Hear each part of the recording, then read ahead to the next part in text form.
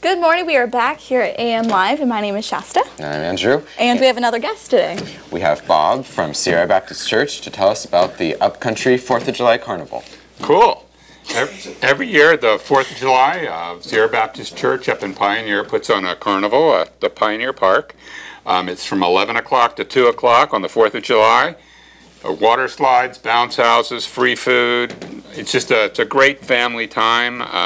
They have a block party trailer that we bring up there that has popcorn machines on board and snow cone makers and all that kind of stuff. So it's a great family event. We've been doing it there at Pioneer Park for 7 years now. 7 years. I was just going to ask that. Awesome. So you used to do it in the church parking lot, but we kind of outgrew that, and so we moved to Pioneer Park. We have about 350, 400 people that come every year. How incredible. They do an arcade and lots of games and for the kids, and they can take home lots of bags of prizes, and so it's always fun for them, and the families love it. We get big support from the fire department. They come out, they bring their trucks. We can't do fireworks, at the carnival because of the upcountry's ban on fireworks. They do waterworks, and so they shoot off the giant cannons. They let the kids learn how to run the water cannon, and all the other kids run into the spray of water.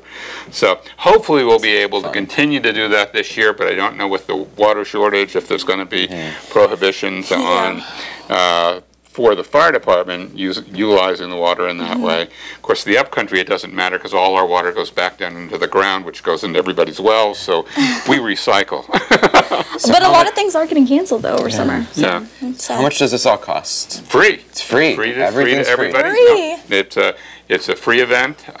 We like free. Throughout the year, the church raises the money to provide the service to the community every year, and so it's a way for us to give back. I mean, the community's been very good to us. We've got a great partnership with ACRA. They loan us their dunk tank. They let us use the snack shack and the scout hut out there at the park, so that we've got those facilities. We kind of take over the park for the day. We start setting up at like 8 o'clock in the morning, and it takes us from 8 to 11 to really get the park ready because we set up everything from scratch all that morning, and so it takes a while to get our whole crew out there. But we've got I'd say we've had about 50 volunteers that come out and put it all together, and we've got we run the snack shack there. This year we're doing hot dogs and chips and sodas and all that kind of stuff out of the snack shack. They have a large snow cone making machine, which is very popular in July when it's very hot and kids all line up for snow cones.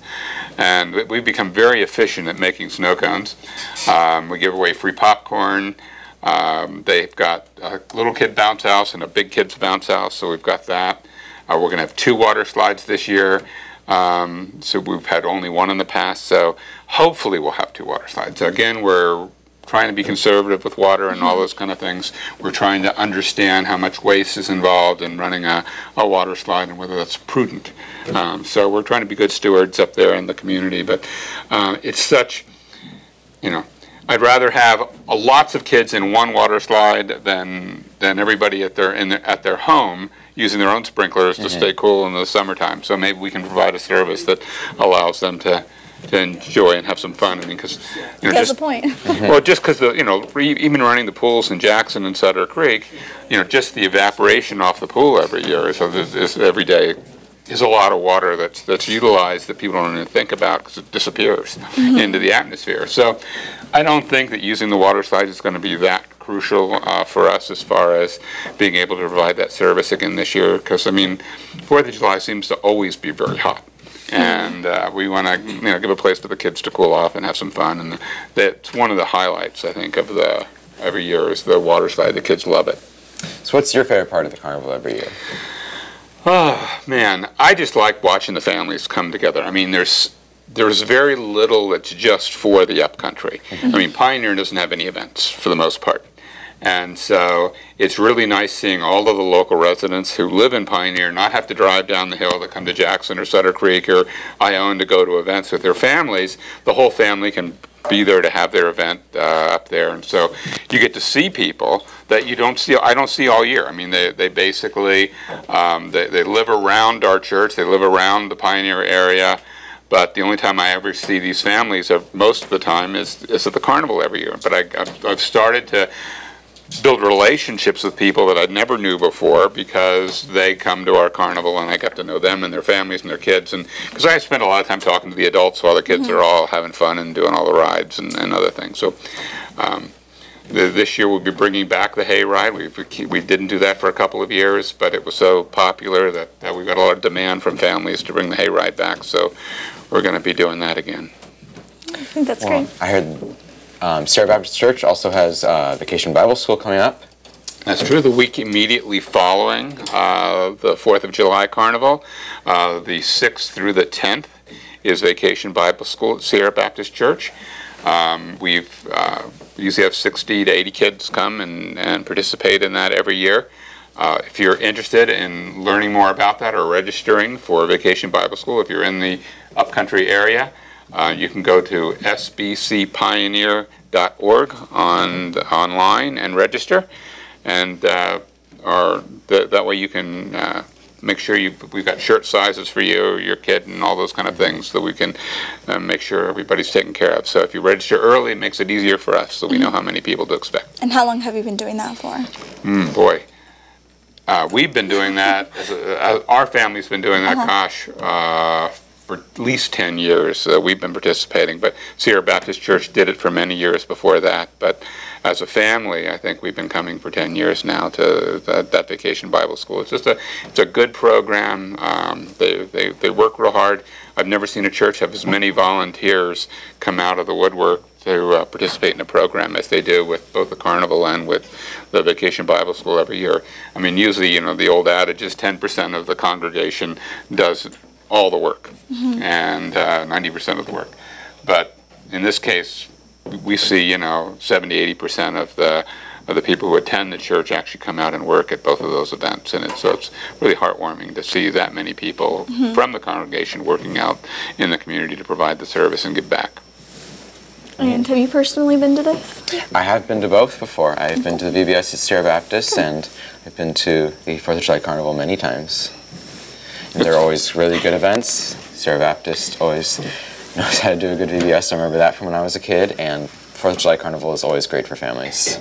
And TSPN always comes out every 4th of July. They cover the carnival. They interview all the volunteers. Oh. You guys are going to do it?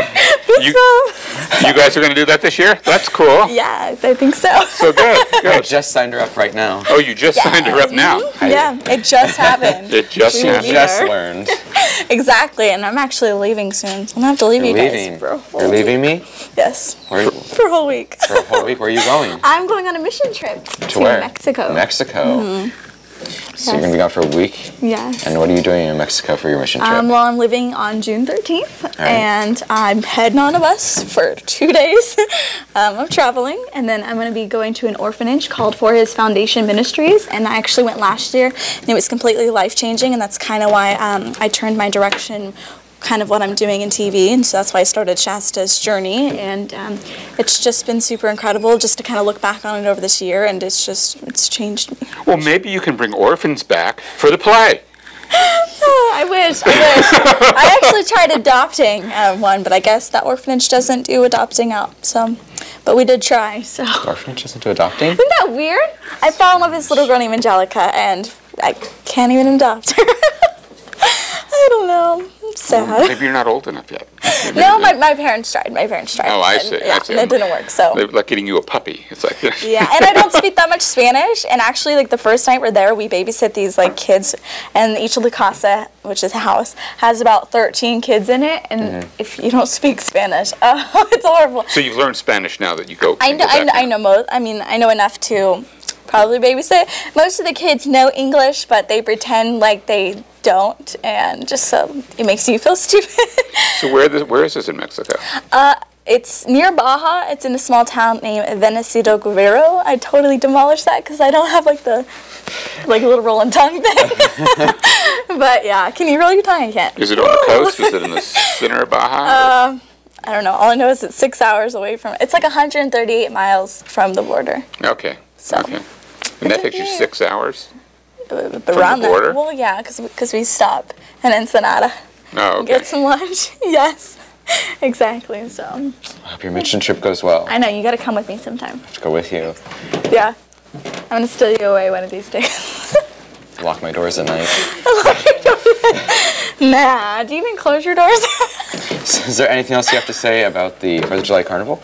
Well, just that I hope we see many new faces out there this year. It's always a lot of fun. It doesn't cost anything. It's a great place. I mean, with gasoline being expensive, it's a great place for folks who live in the upcountry, from Pine Grove, Volcano, Pioneer, to come out and celebrate the 4th of July with us. We always have a great deal of support from the Daughters of the American Revolution and from the Children of the American Revolution who set up. We always have, we sing the Star Spangled Banner and all of that kind of thing. And so, it's a patriotic event as well. It's a great celebration of America's freedom at the same time that we're celebrating just as a family event and celebrating families and having fun. And I just love it. It always makes me feel great to be out there every year. It's also one of the few events I think is actually on the 4th. There's One of the few. fireworks, but those are on the 3rd. That's true. We have our carnival is actually on the 4th of July every year. So this will be Saturday in the park at the 4th of July, as the song goes. All right. Well, great. Thank you for coming on the show. Yeah, we want to thank all of our guests who have joined us this morning and everybody who's been watching. We had a great morning, and we hope you did too. And we'll see you soon because we're going to be covering Sober Grad. So we'll see everybody there. Come to see us this weekend. Yes. Have a good day. Bye. Amador